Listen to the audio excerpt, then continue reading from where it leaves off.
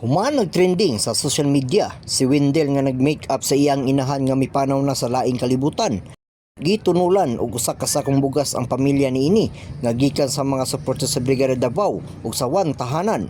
Gikan Davao City, midayo ang Brigada News FM ngadto sa New Corilla Davao del Norte kung asa gihaya ang mama niini ug nagpaabot sa pasalamat sa Wendell ngadto sa mga suporta sa Brigada News FM Davao. Po dako kay na isang tabang in a long run. Salamat po.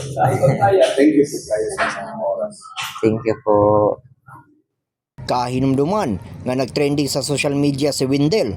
Human gipost niini ang video nga nag-make up sa iyang inahan nga mipanaw na. Ang maong video dunay kapin 350k views ug kapin 750 shares. In the heart of changing lives, kini si Brigada Julian Pilingon alang sa 93.1 Brigada News FM Davao, the Music News Authority.